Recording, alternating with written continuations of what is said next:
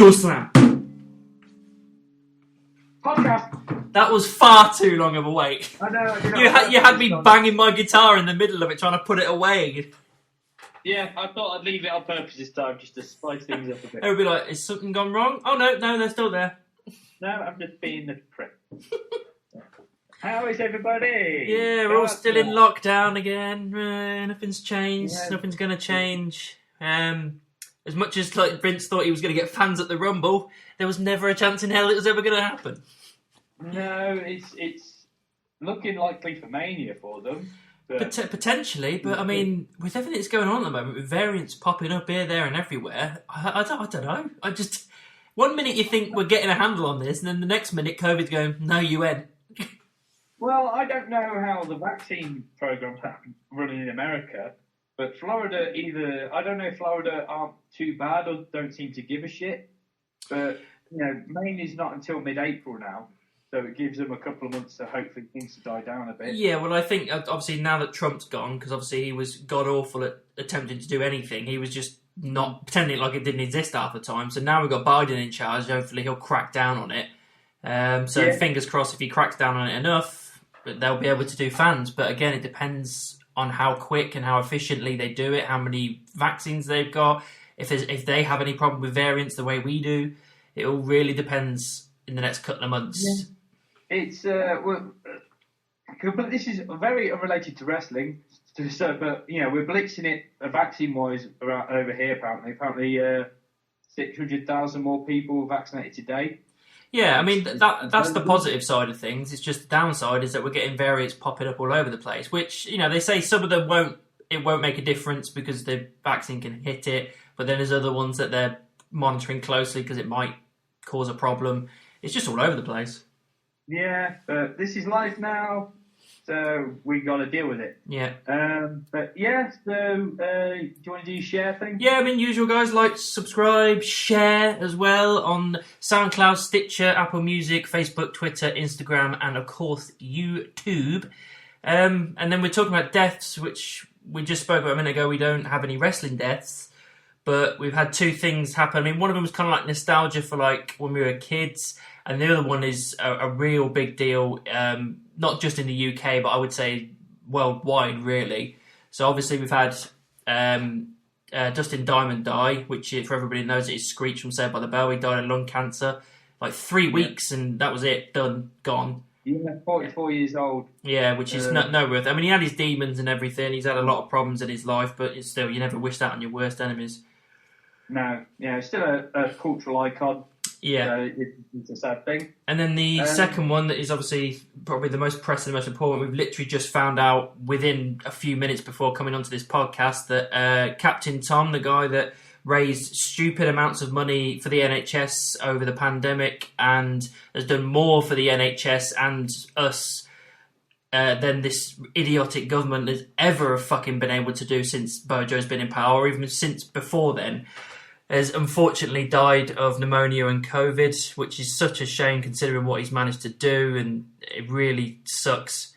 But, he was the guy that kind of, he didn't just raise money, he raised our kind of spirits really in this country to show that good things can happen and good people are there and good things can be done. It's not all the high-powered arseholes just trying to get as much money as possible and fuck the regular people, just let them die kind of crap. He stood up and he did a lot of stuff, and it's just a shame that he's gone like this, especially like this. The kicker's the COVID part. It was always going to be the kicker. But, Soldier, like I say, did all this amazing charity work for the NHS. But, pneumonia's unfortunately a thing still. But he was 100 years old. Yeah, so I mean, I know him. Yeah, I mean, he's 100 years old. Yeah, it's not like he was young or anything like that. But still, it's just the fact that of how much what he's done for this country in the last year. It's just a shame that the same very thing he was raising money to help for was the same thing that took him out, really. And it really is such a bitter irony. Yeah, like I said, the COVID thing's the kicker, and the fact of he was a hero. But the silver line is he'll be remembered as a bigger hero than he was before. But, not just a military man, but just a good guy all round. Yeah, it's just. I suppose it's a shame that he's not going to get the funeral that we all know that he deserves. But still, yeah, like you say, an amazing human being, and it's just a shame he's gone out this way. What he did, though, get him more honour and respect from around the country than, if COVID hadn't hit, because not many people would know who he was. Now everybody knows who he was. So, we salute him. And we dedicate the podcast to him. Yes. So, I did see the end of the pre-show. Right, so again, I don't really watch pre-shows, and from what I've heard, it was nothing special, really. Asuka was just a complete afterthought from what I've been told, and it was all just down to Lacey Evans and Ric Flair screwing Charlotte out of the titles. So, which again begs the question, why take the titles off Shayna and Nia in the fucking first place, to be honest? I haven't watched it back. I don't intend on watching it back, but from what I've heard, it was just meh. Well, I didn't know. The way they were talking, I thought the Women's Tag Championships would be on the main card. So, didn't really pay attention to the pre-show, but when I did click to it, it was pretty much the last 5 minutes of the match. And like I said, from what I've heard, I haven't really missed much. It was kind of a generic thing. But I do understand to a degree why they had Charlotte and Asuka win the belts and then drop them back to Shayna and Nia. It was purely for the development of the story. It's development of Charlotte. Like, again, Asuka, the Raw Women's Champion, is an afterthought. Yeah, I disagree with. But the weird thing is with this, I'm kind of thinking, really, can't Rick just retire? Yeah, it's like this really old man during a pandemic, wandering around with a load of people. Like, he should be protected in a little bubble. Yeah, I'm just kind of liking the fact that at the minute, I don't know where it's going to go. Because I always have a bit of a problem that most of the time in the women's division, the only story they have focuses around those championships. Yeah, and 9 times out of 10, it's Charlotte has a championship. Yeah, but now they're doing one separate from the championships. This is like, there's the women's champions here, the women's tags here, and then there's this other thing happening with Lacey, Rick, and Charlotte. I'm telling you now, it ain't gonna last. Like this feud will go to Fastlane or Elimination Chamber, and then before you know it, Asuka and Charlotte will get into a fight, and then she'll be going against Asuka for the Raw Women's Championship at WrestleMania. I guarantee when WrestleMania comes around, Charlotte will be in a title feud. But you're probably right. That's more than likely. I just like the fact they're trying something different. Yeah, but it's just the story itself. I'm not fully invested in. Yeah, because it's Lacey Evans at the age of 30 or something, lusting after a 70, pushing 80-year-old man just because he's Ric Flair. Instantly, he's sexy, even though he's got balls down to his ankles. Well, it's Lacey using Rick. That's the thing. From a viewer, we know. I don't know that because Vince is the kind of person who goes, he's Ric Flair, he's sexy, she'll want him. I think that's what he thinks. I don't think so. I don't. Maybe it's the whole thing like, well, dirty's playing the game. Of course, Rick's going to be a dirty old man. I think it's a little bit of them using each other. Rick wants to give a bit of a fuck you to Charlotte, for Charlotte saying, I don't need you, go away, I've got this. And Lacey just wants to get into Charlotte's skin, which is working. So the story is developing the way it is. So, but, at the end of the day, we got new Women's Tag Champions crowned on the pre-show.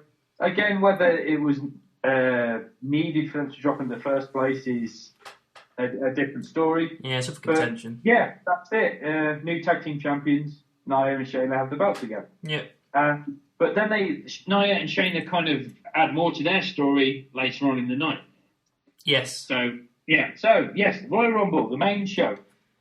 And we open with Goldberg Drew. Yeah, I was surprised that this opened because this was the match I was most worried about because we've been here before. We've been here twice now with Kevin Owens and The Fiend, where Goldberg pops back up and goes, "No one can defeat me because I'm Superman, and I'm going to go and take them out in 2 minutes and kill their push," which is exactly what happened both times. And this is why I was terrified of this being the case, because there was a lot of rumours about what he's going to be doing at Mania and that kind of stuff. And I was like, oh, God, is this really how we're ending Drew's run? And surprise, surprise, they actually did the right thing. Not only did they have it was a quick match, but it was a good match because it showed how strong both of them were while protecting the fact that Goldberg can't really wrestle.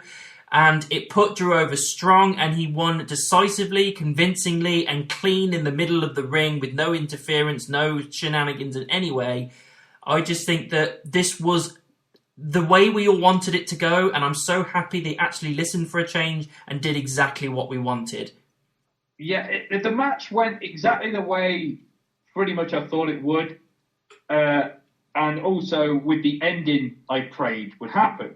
Because, that was it. I mean, as much as we kind of worry in these scenarios, when you look at back when John Cena was the king of WWE and everyone hated it, and then obviously that torch just passed to Roman Reigns for a while, and now Goldberg seems to have that mantle. It does add a little bit more flavour to the match because every time Goldberg or Cena or Roman nearly win and someone kicks out, you are in that whole that investment. Yeah, because it's in the fear. It's the fear, isn't it, of thinking what. But again, with that, it's not a case of the fear of this kind of like a heel character or some character you don't like taking it. It's a case of it's the fear of them booking a shit storyline. Well, yeah, I mean, I suppose, but this is kind of the reality era we live in now. Of that's how we, as us kind of fans, non-kayfabe fans, get invested in this. Don't get me wrong. There are times like. As a fan of The Undertaker, I'm a fan of the man as well, but The Undertaker character I was a huge fan of. So I want the character to be world champion. But then you get people like, I don't know, Johnny Gargano or Daniel Bryan, where I'm a fan of who they are at heart, and that's why I want them to win. And it was kind of the same with Drew and Goldberg. Goldberg, I've always been a fan of the character, but his time is gone. Yeah. And he didn't seem to realise that all the time. Yeah, exactly. Drew I'm a fan of at heart. So it was more, not only do I not want Goldberg to win, I don't want Drew to lose. That was my investment.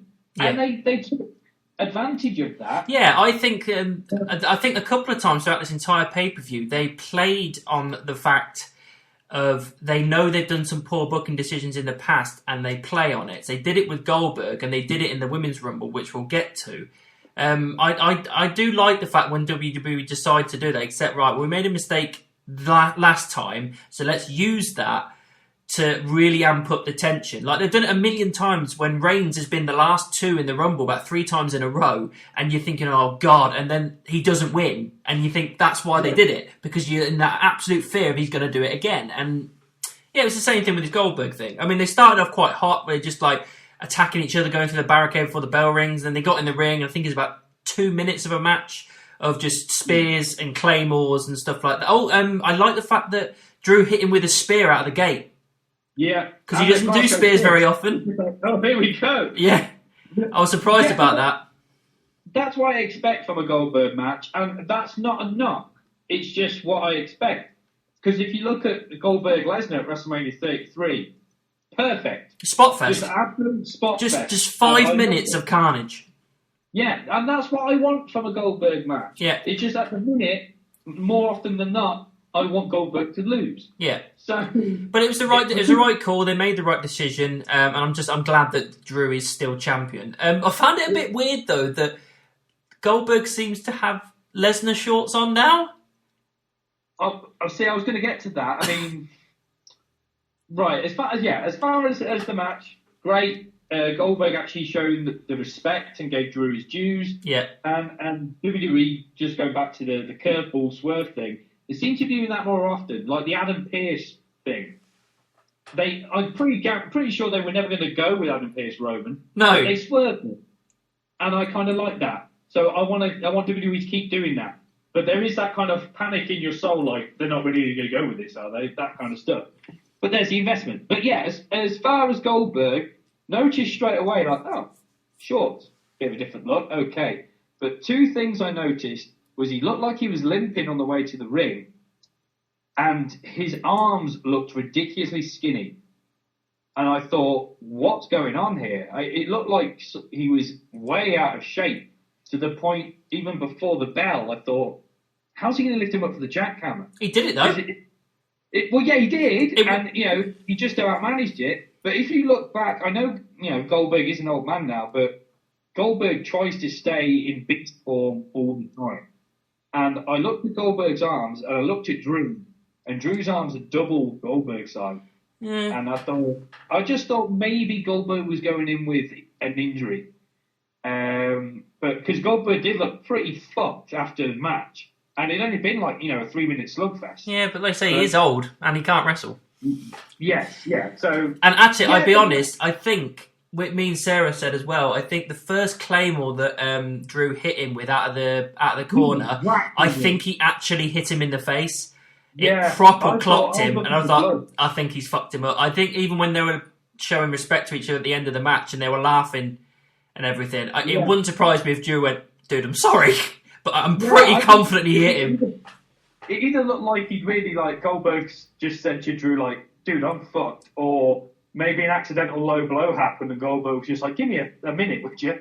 But yeah, the match was what it was. I was fine with what it was. I don't really have a knock to say about the match because it went the way I wanted it to go. Yeah. And if Goldberg is going to stay around because he's rumoured to have a match at Mania, so be it. But keep him out the world title picture. Yeah, that's the thing. Goldberg is like Lesnar now. He doesn't need the title to be a draw. His name is the draw. That is the point. And that's what I want out of him. I want him there to have a good match with people. He doesn't necessarily need to win. He needs to be there to just be that star power. You don't need the title involved with it. Well, the name being the draw is something I'll get to later on with another superstar. But yeah, that was the match. Following match was the Women's Championship match. Yeah, so Sasha Banks versus Carmella for the SmackDown Women's Championship, which again, I'm surprised they put it here because I thought the Rumble would be next. But I knew it'd be that or the Women's Rumble. Yeah, so we went for this. And yeah, it was good. It was good. It was a good, serviceable match. It wasn't top tier, but it wasn't crap. It was a decent match. I think Sasha looked reasonably dominant. Carmella was a good heel. I like her new persona of this kind of first-class, high-tiered champagne-drinking bitch. I quite like that. She's, as I said, she gets better and better every time. She's definitely improving than what she had before. I like they worked off with what's his face as well, and he got chucked out. Roderick? Roderick, yeah, something I don't know. I can't remember his bloody name. The guy with no socks on. So I like the fact they played off that. I mean, I don't remember any real kind of big spots other than there was a lot of back and forth right near the end until they got a code of silence in, and then finally she got the bank statement in to tap Carmella out, and she retains. It's the result I expected. It's the result we all kind of wanted. I didn't expect Carmella to win, nor did I really want her to win. I'd say the only downside is that Carmella's come back with this new gimmick, and she's not winning anything, really. That's the only downside. But if that's the only bad thing I can take away from this, I'm fine, because at the end of the day, you don't want Sasha losing a title like this. If she's going to lose it, she'll lose it at Mania or something like that. But yeah, it was a good serviceable match. Nobody really looked good or bad coming out of this. It did what it needed to do. It was fun. Yeah, I mean, sometimes I sit here and we talk about a match and I go, it was generic. And I usually say that as a knock. And this one was generic, but I don't mean it in a knock at all, because it did exactly what it needed to do. I still think their first match at TLC was probably slightly better. I think, yes, Carmella is improving and using advantage with this assistant that she's got with no socks. And I don't know why, but shoes with no socks annoys the shit out of me. Oh, it annoys the shit out of me as well, mate. Yeah, I've always been told, never trust a man with that doesn't wear socks with his shoes. Yeah, it's like, you're going to have blisters. Put some socks on. But, yeah, so the match, it was just, I don't want to say it was a filler match, but it kind of felt that's why it was put on the card in the first place. Of like, right, we need to have a women's championship match. And they did, and the match wasn't bad. It was good, but it was just kind of there. Yeah. And I do agree with, like, when you repackage someone and they come back and they don't deliver with their new character, it kind of it just diminishes what you did with them. Yeah. So I I think they made the right decision with having Sasha hold the belt. But I did think, maybe Carmella winning the championship here would make sense. Maybe not hold it up until Mania, but just kind of this, right, yeah, you won the first time, I've won this time. I told you I was back. I told you I got this new attitude, new look, new lease on wrestling. And it's worked to my advantage. I'm a threat. I've got your women's championship. Hey-ho, they didn't go that way. And I'm fine with that. So yeah, because I don't really want to have things hot potatoed and everything. Because Charlotte, Sasha's doing all right at the moment. I'm quite enjoying her. So I would like her to carry the title up until Mania, at least. Yeah. She is behaving like a heel persona, though. Yeah, she's still got her heel music, and she has heel things, but she does also have kind of a face element as well. She's kind of riding the wave of that middle ground, kind of like an Austin kind of thing. Not like a badass like Austin, but in the middle where heel things kind of happen, but he's a face because we like them so much, we like the attitude or something like that. And I feel like she's in that kind of middle ground where she's not really face or heel. She's kind of using both. The potential could be they're telling her to do that, and then right before Mania, Becky Lynch returns and challenges her. So that's the thing, if you ride her in the middle, if you stick her in the middle, then you've got your options open of who she can face. Yeah, you got this badass Sasha who is smug, even though she's meant to be face. She's this smug, like, I'm still the boss, so bow to me. And then you've got the man coming back, who's this badass bitch. Those two characters colliding, I think, is a good idea. It's probably not going to happen. I think Becky's probably not going to be back until maybe the midsummer. No, I mean, at the end of the day, you've just had a kid. You want to spend a bit of time with that kid. You know what I mean? This is your little baby girl. You want to spend a bit of time with her before you head back to work. You know what I mean? Yeah, and it's not as simple as that, because you're going to spend time with the kid and you can't just go right back to work. You've got to get back into the gym to train yourself back up, because the body's going to be ravaged after giving birth. Absolutely. So this thing takes time. But who knows? Becky might be a monster and just be like, you know what? I want to be in shape for WrestleMania. So we'll see. But yeah, so Sasha's still the women's champion of SmackDown. Then it was the Women's Royal Rumble. Yes. I would say this is probably one of the best built Rumbles I've ever seen. Yeah, I think this is, as far as women's Rumble matches goes, I think it's the best they've ever done. Yes, best women's Rumble, 100%. And it's up there with one of the best Rumbles, period, just because of the way it was built. They just kept feeding people in and in and in, to the point where I was looking there going, someone's got to go soon, because there's so many people in the ring now. It's ridiculous. It took ages for someone to get eliminated. And I was loving it. It was all over the place. I mean, I think they also placed people at the right entrance at the right time and that kind of stuff. So Bianca was obviously third, which was a good spot, because that's like one of the most unlucky spots in history or some shit like that, which is good. Who were the first two? I can't remember now. Bayley and the returning Naomi. That's it. Yeah, I was glad Naomi was back. I mean, I know you're not a massive fan of her, but I really like Naomi. But yeah, that was all good, and the ring started to fill up really freaking quick. Billie Kay was hilarious. Just trying to get to be a manager of people.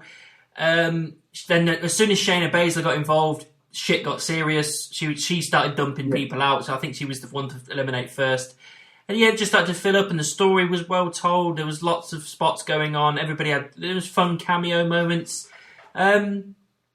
What? Who the hell was that Jillian person? Because I honestly, mate, she came out and I went, no idea.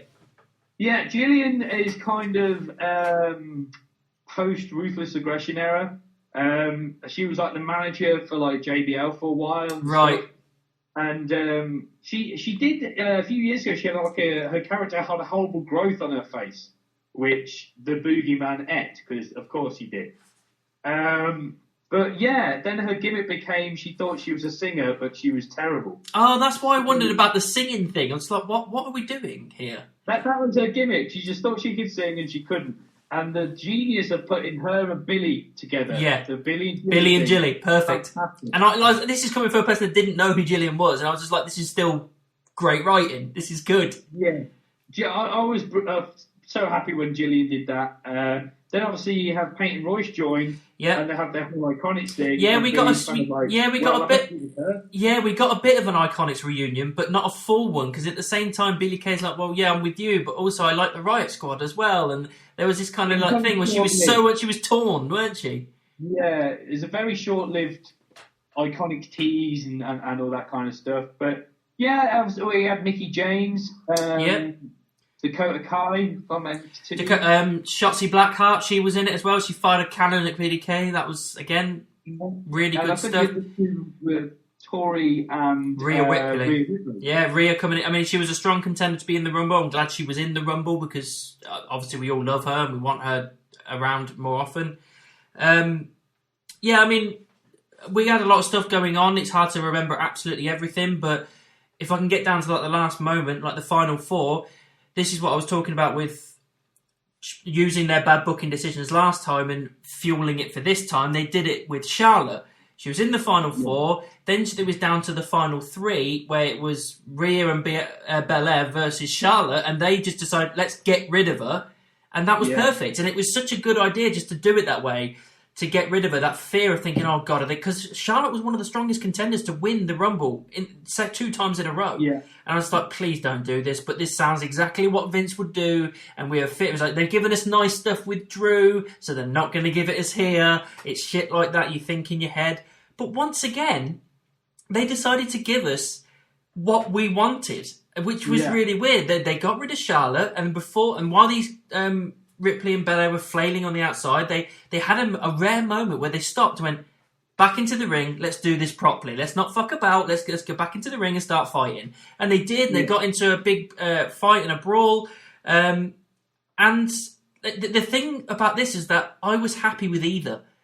I would have been happy with either of these women taking this, and it would have been a really good thing for whoever it was that won it. Going into WrestleMania, I'm all over it. Like Belair, it would be a big deal for her, but then it would be a big deal for Rhea because she can recoup this problem she had last time when she lost to Charlotte, and that sent her on a bit of a spiral, so she could have reclaimed that.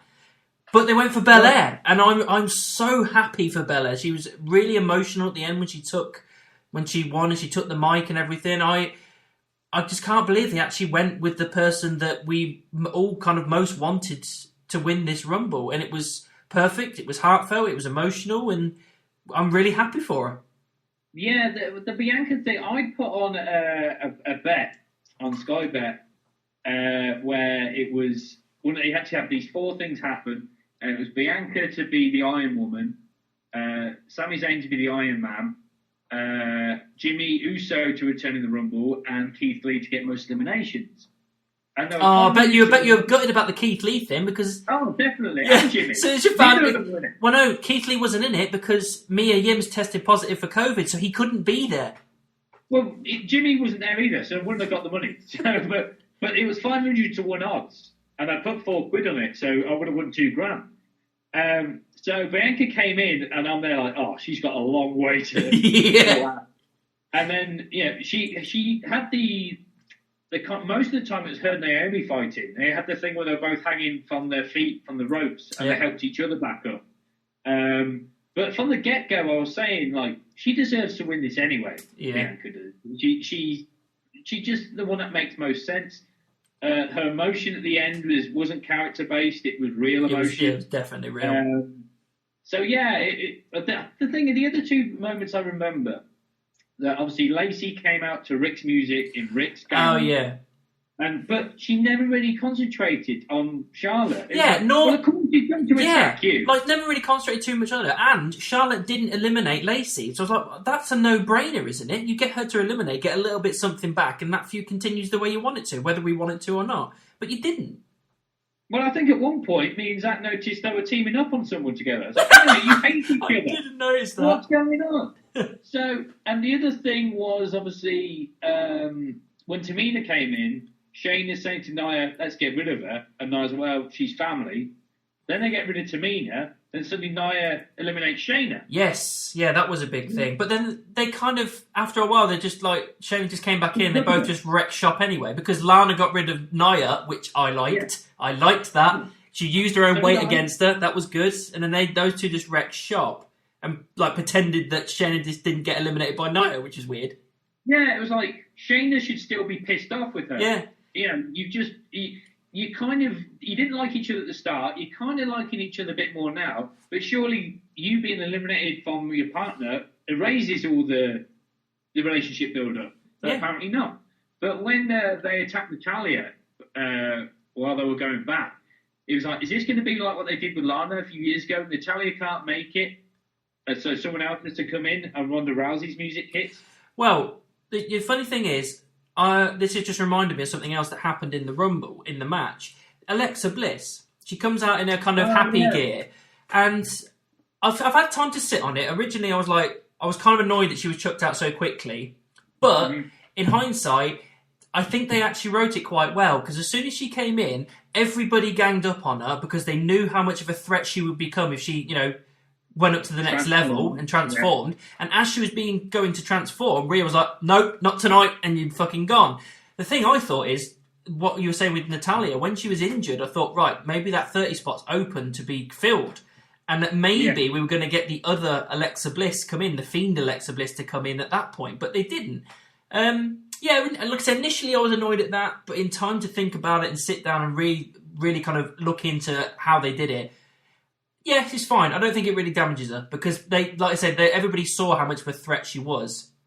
Yeah, it didn't annoy me as such, but what the internet pretty much said, it was that the theory me and my brother had was like, right, all this proves now is that when the lights start to go down on either Alexa or the Fiend, just attack them real quick. Be quick. They can complete the transformation, and then you're okay. So, but yeah, as far as the match goes, the match was brilliant.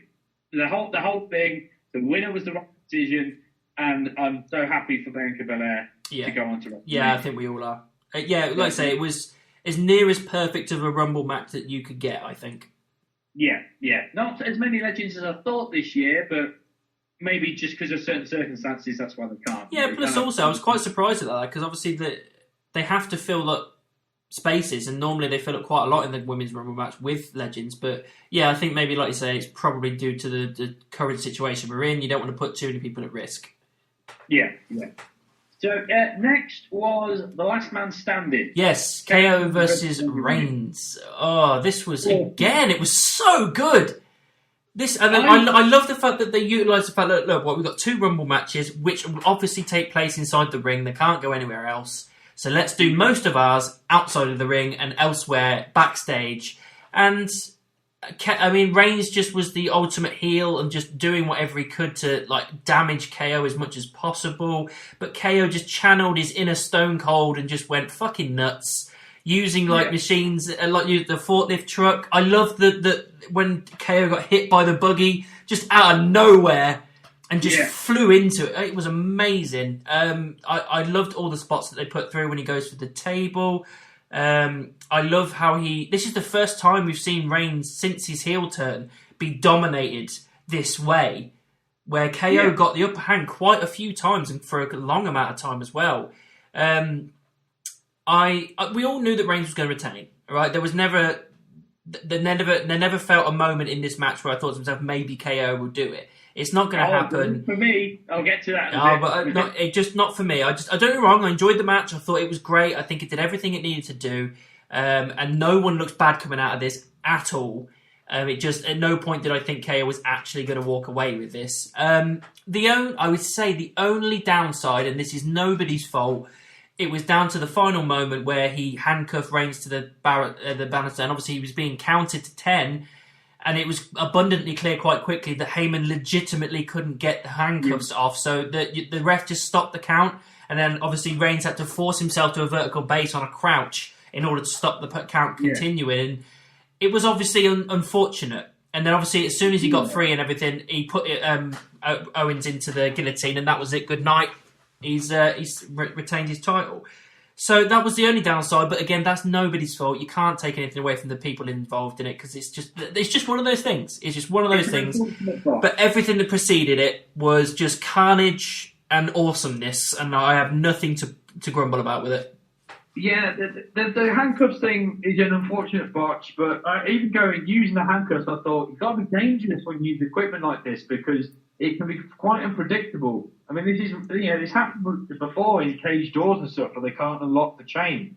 and you're standing there looking like a twat because you got to continue, but you can't because you need to have this spot happen first. So yeah, when the match started, I was kind of thinking this might just end up being a generic last man standing. But when they went into the Thunderdome, I was like, right, okay, you're taking advantage of this new thing, smart thing. And from that point, everything was new. Everything was, creative.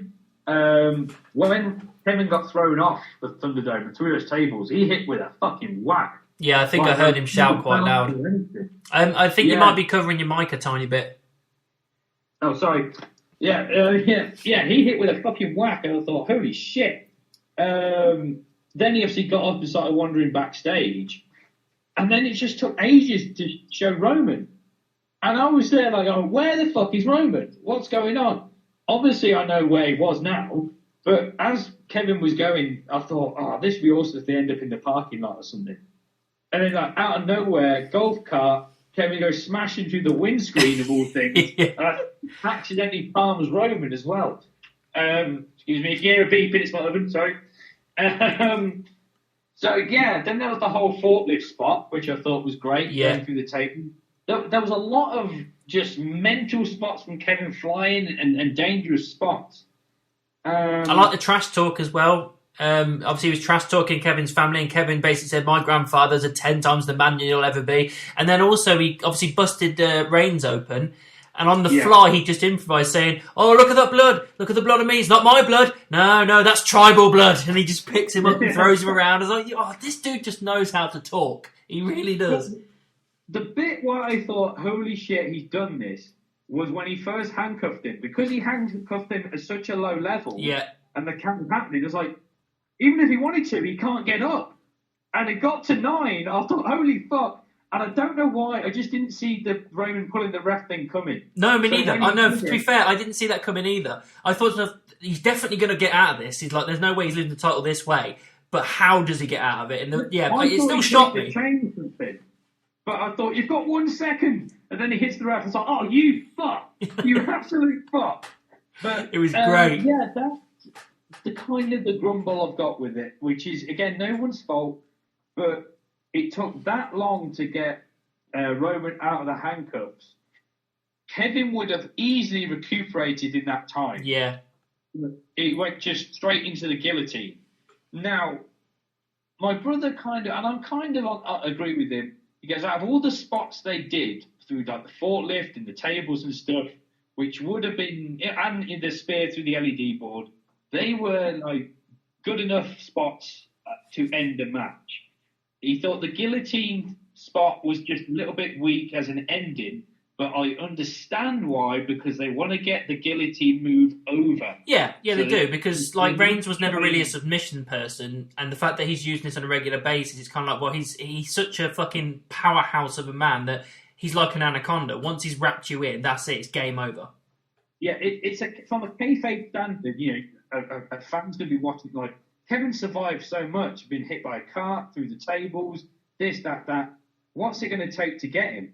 Then Roman hits the guillotine. They're like, wow, that guillotine is something, if that's what it takes. That was the point. I understand why they did it. But yeah, it kind of was a weak ending compared to everything else they've done. I think that it wouldn't have been as weak if the momentum hadn't dropped due to the botch with the handcuffs. But unfortunately, that dropped the momentum a lot because it took so long for them to sort themselves out. But again, no one's fault. It is what it is. I'm not gonna mark it down because of how good it was preceding that.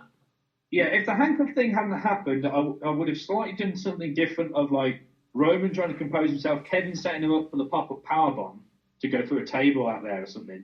But as Roman pops up, he jumps down and grabs Kevin in the guillotine then.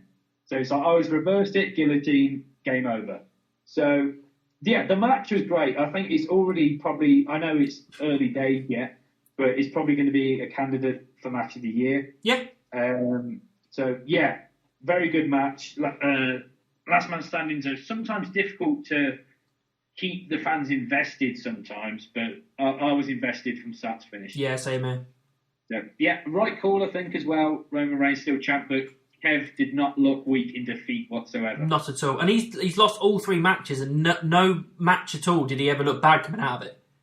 No. Which is, that shows that you can book people to lose and still look good. It can happen. Kev's the man, and we've always known this. Hopefully Vince is getting to see this. And when they announced Mania was hopefully going to take place at the stadium it was originally meant to last year, Kevin shared the picture of the ship again. Come on. He wanted it. You've got to let him have it. Oh, if he jumps off that, then his Mania moment last year was great. That will top it. 100%. Easily top it. But yes, so, main event. The Men's Royal Rumble. Men's Royal Rumble, yeah. It's not as strong as the women's. No, definitely not. It was still a good Rumble. Still enjoyed it. It suffered a little bit from mid-card vortex halfway through kind of thing. We had a lot of mid-card kind of people filling up spots, unfortunately. Again, that could just be down to the times that we're in. But no, it had some fun people come in. It had some fun people return. It had a lot of good moments in it. I don't know. It's a mixed one with this. It's hard. What I said to a mutual friend of ours, which I think is it didn't leave exactly a bad taste in my mouth to do with the Rumble, but just the reason why it's probably not going to be considered the best Royal Rumble is obviously you open with Edge and Orton, which they announced ahead of time. Yeah, which seems stupid. So I don't want that. Because if Edge comes out first, right, it's a good pop to start. Then if you hear Orton next, you're like, ooh, you know what I mean? But as soon as you know it, it's gone. Yeah, but the same thing what they did with Braun on SmackDown. And in return, like, why can you have waited 2 more days? Yeah. And return at Royal Rumble. Yeah. So obviously that whole thing happens with Orton getting injured and carried off. But obviously kayfabe injured. So from that point on, it was like... When's he coming back? Yeah, and the whole match was leading up to that point. A point we knew was going to happen. On a side note as well, where the hell did the burns on his face go? Yeah, that healed up quick, didn't it? Yeah, didn't it just? It just, he literally, last week, had like burns on his face, and then suddenly he didn't. So they just dropped that. First it was a mask, then it was burns, now it's like, oh, I'm refreshed. So, yeah, that was weird, but... Yeah, I mean, what was it? Another shame was obviously Kofi couldn't wrestle this year. Yeah, but I mean, I liked the interaction we had with Big E and Xavier and everything, and Mustafa Ali. That worked quite well. I like the fact they came out in Brody Lee attire. Loved that. So I like the fact that Mustafa got rid of Xavier, and then just the sheer pissed offness I could see in Big E's eyes, going, "You done messed up, boy," and then he just chucked him over. I liked as well with Bobby Lashley, they made him as dominant as hell. Like, he's starting to lose it a little bit. He was so dominant in this, and then him and Big E going at it as well. And the fact that it took, I think it's 4 blokes to chuck Lashley over the top. They are making him look the beast that we know he can be. I mean, it wouldn't surprise me if maybe, because I've seen Raw. I don't know whether you've seen Raw. I know what happened, yeah. He was really dominant again with Riddle and everything, to the point where MVP was saying to him, you need to be careful, you'll get arrested, you won't survive jail, that kind of shit. He was getting scared. I'm wondering whether they're building him up to be so aggressive and so hench and just like unstoppable. Maybe they might be going for Lesnar versus Lashley at Mania, because we don't have anything for Lesnar at the moment, and we all kind of want it, so why not? Yeah. If you do it correctly, you can have Lashley have like a couple more months of just this pure dominance, and yet he's still left off the card, so to speak, at WrestleMania. And MVP and the Hurt Business come out of Mania and like, right, I need to come out here because my client Lashley is pissed off. He has been destroying everything that's been put in front of him, and he's left off the card. No, that's not how we roll. Open challenge. If anyone wants to face Lashley now on the grandest stage of them all, speak up. And then Lesnar's music hits. You're like, all right. That'll be good. Here we go. Fight time. But yeah, so I was a bit surprised with not the 2 returns. I was a little bit like, oh, okay with was the Hurricane. Yeah, like we've already done this. It was fine, but we've done this. Yeah. And Kane. Even though I kind of expected it. I didn't mind Kane. I didn't mind it because I thought, well, I haven't actually seen him wrestle in quite a while. And then he gave... Team Hell No. The Team Hell No thing was good, and then followed up by a chokeslam. But then, what's his face from NXT? Damian Priest, which we all like. I thought to myself, I actually literally, like 30 seconds, like 10 seconds before it happened, I went, it would be really good for Priest if he was to take out Kane, just to give him that little bit of extra. And then literally, it just happened. I was like, good. I like that. That works well. Priest got a good showing, which I really enjoyed. I also quite liked how, like 2/3 of the way through the Rumble match, Riddle and Bryan just decided to go, we're going to have our own match in the middle of the ring and just start beating the shit out of each other. I was like, I'm loving this. This is great. Well, yeah, Cesaro and Sheamus tried something similar with, like, they nearly had the bar reunion thing. Yeah, nearly. And then, obviously, Cesaro and Bryan, I think, had a bit of a brawl. Damien, I think, got the most eliminations that year. Yeah, I think he did. A great showing.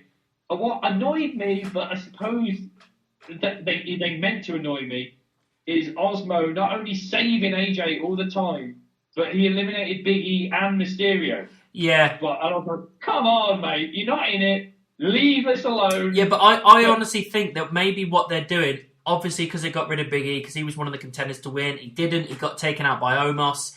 I think they're building up to Big E versus AJ for Mania. Well, yeah, well, maybe that or Osmo and Braun. Because Braun obviously tricked him. And, went, I'm going this side. And then they just chucked AJ over the other side, which some people were kind of like, weird. But I was like, no, that's fine. He's smart. But then Braun and the big guy had a stare down. I was like, yeah, these two colliding will be an interesting matchup. But, yeah, the main two, like, good, not everything else was bad, but highlights for me, Carlito returning. But I like the fact that they didn't go for the spitting apple, because obviously during these times that would be because it wouldn't surprise me if Vince was like that. He goes, well, we shouldn't be spitting at people, so let's get him to spit at someone. It's funny. And like he'd think that. So I'm so glad that he held off on it. Well, they used the genius thing with Shinsuke. Like Carlito came back looking ripped. He did. Fantastic. He's built, isn't he? But then Shinsuke took the apple. I was like, well, what's he going to do? He's got his gum shield in. So he can't exactly bite into it. But yeah, Carlito looked great. I think he had a match on Raw as well. Yes, he did. It was fine. It was just him and Jeff. It didn't last too long, to be honest. No. And then Christian. Oh, that was the feel good moment of the whole men's Rumble match. That just him coming back and then just the massive smile on Edge's face, the embrace that they had. We were all going crazy. It's like, I can't believe it. Christian, after 7 years, I think it's been since he's wrestled. Probably longer than that. I mean, when Christian's music hit, it panned to Edge, and it was almost like Edge was trying to hide back the smile and he couldn't. Yeah. And then that hug in the ring, was amazing. Again, that was just pure emotion. The only downside I would say is I was waiting for the 5-second pose, and it didn't happen. And I thought it would, and then I thought to myself, oh, maybe they'll do it on Raw. And just Christian just wasn't on Raw at all. I was like, come on, you've got to do it. I mean, I was fine with them attacking Riddle, and then when they did their double team move, I just thought, shit, these guys just haven't missed a beat together with their double team moves. Right, hear me out. Edge and Christian versus the Hurt Business for the tag titles. I had a different idea. If Edge picked Roman Reigns for WrestleMania. Yeah, it's the strongest contender at the moment. That eventually that's what he's going for. At Chamber or Fastlane, Roman sits ringside with Paul Heyman and watches the Usos versus Edge and Christian. And I'll be like, okay. I'm up for seeing that.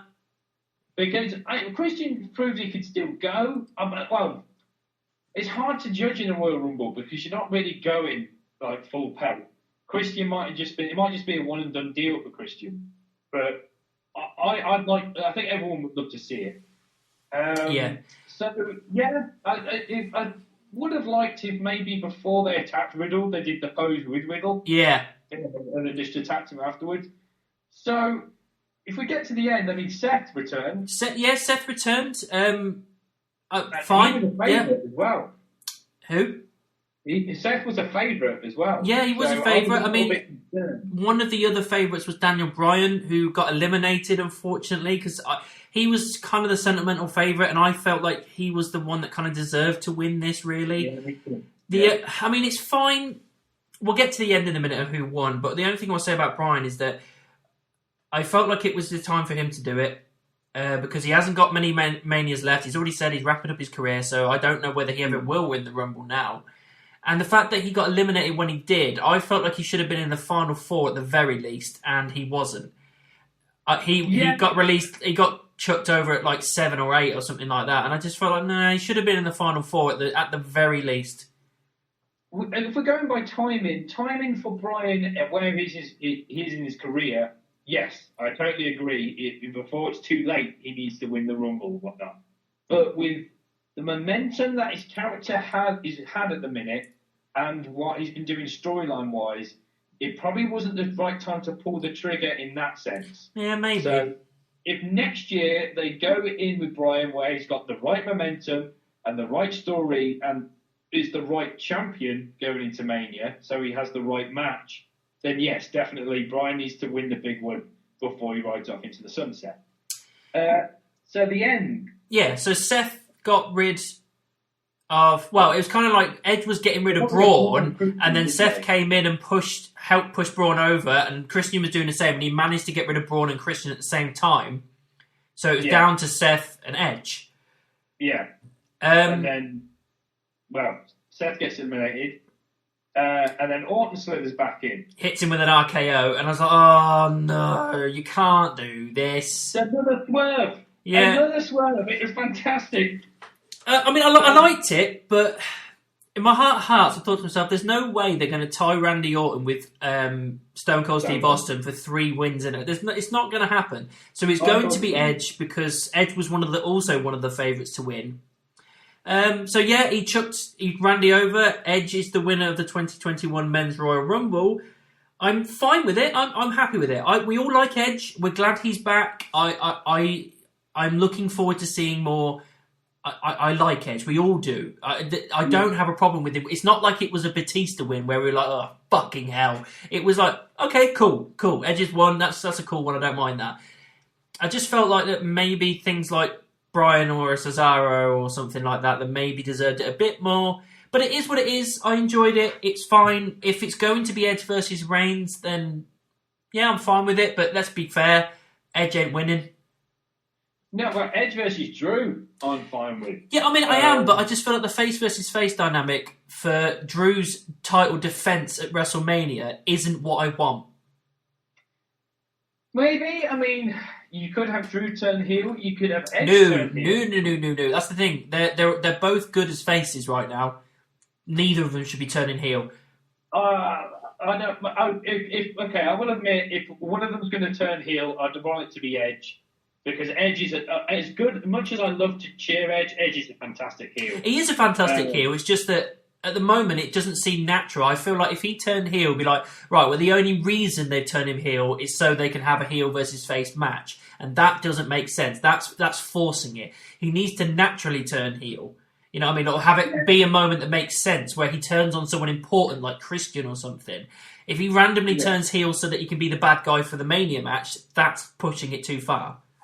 I think face versus face would work because there's still rumours that it's Brian Roman or something, which I was fine with. But yeah, we'll see. There's a lot they can play with. But the internet kind of all have the same thing as far as it comes to Edge's victory, because the fans are very vocal sometimes when an old-timer or part-timer comes back and takes away an opportunity from the younger guys. Yes. And we'll say it, like if Goldberg had won, holy shit. I mean, that was one of the fears. That was like, as soon as they said, well, if he loses to Drew, what if he comes in on the Rumble? And when he lost to Drew, I thought, fuck, here we go. Yeah. And then when I heard Braun's music hit at the 30, I was like, oh, thank God. Yeah, but I think the reason with Edge, why it works, is 3 main reasons. Number 1, he came back from a career-threatening injury. Yep. So it's almost like, it wasn't his fault. He would probably, if he stuck around, retired, and come back, that's when it would be a bit like, no, your time's been done. Yeah. But he's getting back time he thought he'd never get back. Second, we know this is his kind of last run.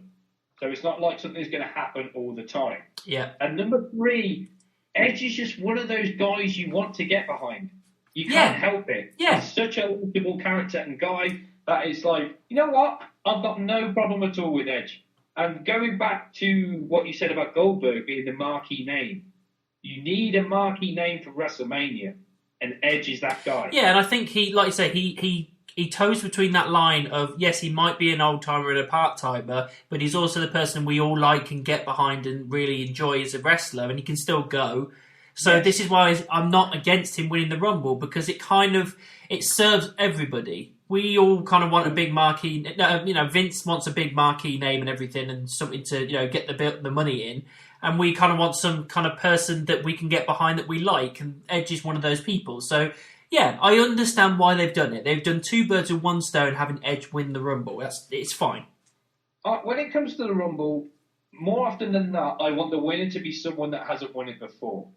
Yeah, same here. Yeah. Yeah, saying that, I'm okay with people winning it again when it makes sense. And I think this makes sense to me. Yeah, that's the thing. Is like when Batista won it for the second time, that made no sense whatsoever because it was Bryan's fucking year or it was Reigns' fucking year.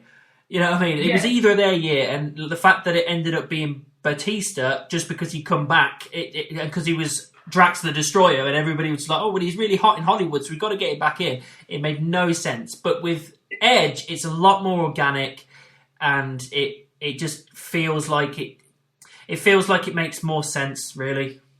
Yeah, it really does depend who you are. If number 30 was The Rock and he came back, I'd be like, Rock, look, I love you, man, but you cannot just go away, do your thing at Hollywood, and come straight back into the main event spotlight picture, pretty much giving everyone else a fuck you. Well, yeah, but that's one of the strongest contenders of why Punk left.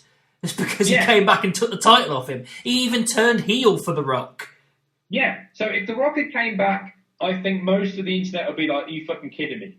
Saying that, if Stone Cold Steve Austin came back and did it, I'd be bouncing off the fucking walls. Because it's Stone Cold Steve really Austin. Depends, so yeah.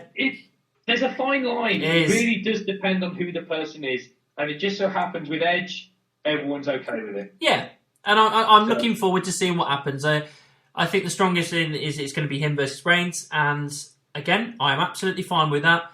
But obviously, like I say, Reigns ain't losing that match. Like, if he's going to lose, he ain't going to be losing to Edge. He's going to lose to someone bigger than him, I think, or the plucky underdog that's going to take it off him. And Edge isn't a plucky underdog, so yeah.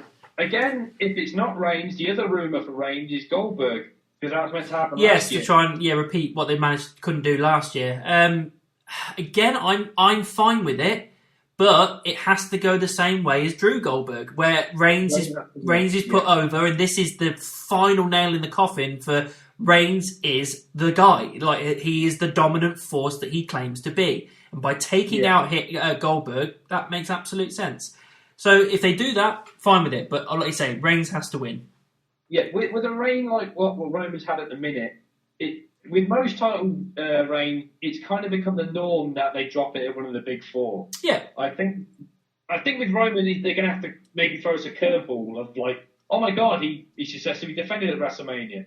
And then maybe 2 months later, I don't know, Backlash or whatnot, you're like, holy shit, someone we never expected to do it has done it. Yeah. Yeah, they need to book it in that sense. Otherwise, it's going to get to the point where you're like, you know what, I'm just going to watch the big 4. What's the point of watching the other pay-per-views? Yeah. Yeah. Because you don't want them to be filler all the time. Yeah, yeah. So rating. Yes. So this was a Rumble that, obviously, like we said before, given the times, it's always difficult to give it as the best reaction you can because we don't have fans, blah, blah, blah. But I put that aside because it's no one's fault. That is the way it is. And I think that I just try to focus on what do they deliver to us as a product rather than, well, we don't have fans, so I'm not interested kind of thing. I just want to kind of look at it and see what do they deliver storyline-wise, what do they deliver with characters and wrestling ability, and let's just go from there. Having said that, I think that this is one of the strongest Rumbles we have had in a long time. I think they did really well. There was no kind of excess fat on this Rumble pay-per-view. It was all the fat was trimmed. Everything was done the way it was meant to do. All the matches worked the way they should have worked. Both Rumble matches were fun and interesting. Obviously, the women's was better. The Last Man Standing was incredible. The fact that Drew's over perfect. I think everything did exactly what it needed to do. It worked really well as a Rumble. We all enjoyed ourselves. We all had fun with this Rumble. Right winners were chosen. Right decisions were made. And a lot of fun was had. And I was entertained. And at the end of the day, it is called World Wrestling Entertainment. I was thoroughly entertained from the start to finish. So I can't give it top marks because, I don't know, it wasn't like a WrestleMania. But I am going to give it a solid 9 out of 10. I think it was a hell of a pay-per-view, and I think given the times, they did really well, and they gave us a lot of what we wanted. Yeah, I think, well, my 10 out of 10 bar is WrestleMania 17, because that's the greatest WrestleMania ever. Taking into account, I agree with you, you have to kind of take it all with a pinch of salt when they don't have fans there, but I can't help but think, God, this would be so much better if the fans were there. So I need to take that into account. The Women's Tag Championship was just kind of a bit of a, like you say, kind of thing. And the SmackDown Women's Championship wasn't like the greatest match I've ever seen. Might have just scraped pay-per-view worthy, but sort of like a SmackDown event. I think it was pay-per-view worthy. Again, I'm comparing it to their first match at TLC, and their match at TLC was better. So, but yeah, they're the only qualms I've really got with it. So I'm going to go with 8 out of 10. Okay, that's good though, because I think that's one of the highest ones you've had in a while. Well, yeah, because like I say, apart from like a match that wasn't, I think if I look at it with Sasha and Sasha and Carmella, their caliber of match was nothing compared to the caliber that was on the rest of the card. Royal Rumble matches are always great, but as far as like men's Royal Rumble goes, that wasn't the best men's one I've ever seen. So yeah, I'm again not going to go with the top marks because my top is WrestleMania 17. So I think 8 is a fair score to give it. So 8 and 9s, which I think is a good enough tip of the cap to them. Considering how mediocre WWE have been the last few years, and especially during this pandemic, there's been a lot of missteps continuously. They actually, for once, for the majority, just gave us what we wanted, and I can't deny them that. Yeah, it's that thing of like Royal Rumble is always fun, but WWE. Yeah, exactly. Like when you always go into a Rumble now, it's not going in with excitement thinking these are the 3-4 people I want to win. It's going in with trepidation thinking who are the people that does Vince want to push this year? And that's what the fear is. So the fact that he actually went with people that we like and we know deserve it, especially in Belair as well. Yeah. I can't take that away from them. They gave us entertainment. Yeah. So pretty good. Yes, so that's Royal Rumble 2021 done and dusted. What's next? Is it Backlash or Elimination Chamber? I can't remember. Is it Backlash or is it Payback? It's I think it's Elimination Chamber next. Then there's a Payback. I think it's meant to be Fastlane. Oh, is it Fastlane? No, it's Fastlane. Yeah, you're right, it's Fastlane. I'm not sure if that's happening because they didn't do Fastlane last year, but now that they've pushed WrestleMania back a few weeks, I think they're going to try and squeeze 2 more pay-per-views in. Yeah, I think they are doing it. I think Fastlane and Elimination Chamber are both definitely in there. So yeah, so I think the Elimination Chamber takes place in 3 weeks. Okay. But not sure. But so yeah, well we obviously be back to reviewing that. I mean, we'll probably end up doing a question podcast between that, I reckon. Yeah. So keep an ear out for it. We'll be back probably in the next week or 2, I reckon, for another podcast thing. Because there is a lot to talk about. A lot of things have changed. Gears have shifted. Things are in motion towards Mania now. So there's a few more topics there to be talked about, really. Yeah, Road to WrestleMania has begun. Definitely. So, there we go. So, yeah. Like, subscribe, and we'll be back very, very soon. Share. He likes to share. Doesn't share his money, but he shares everything else. I'm not going to share. I don't know these people. Right. Bye. Bye.